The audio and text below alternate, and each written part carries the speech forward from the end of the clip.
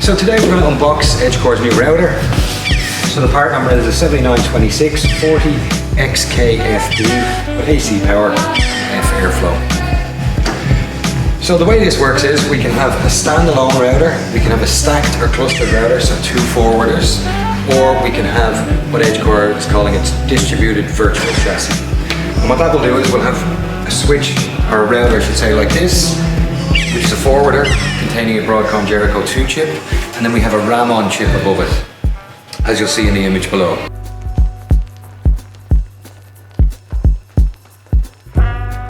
We're going to unbox the router now.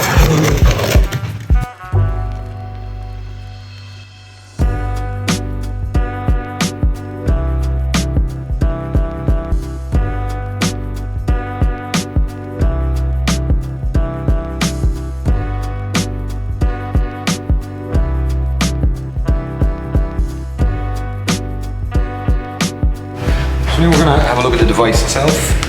As I mentioned, it's got the Jericho 2 switching ASIC, and it also has an external TCAM chip from Broadcom as well. This is a sample unit. This is brand new, and it's general availability in August.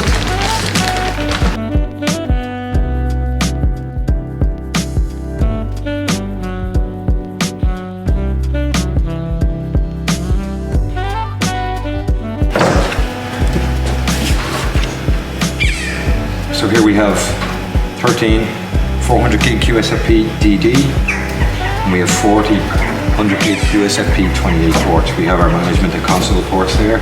We also have 10 gig SFP Plus management and management ports. At the rear we have our 2 hot swappable PSUs, and we have our 5 fans.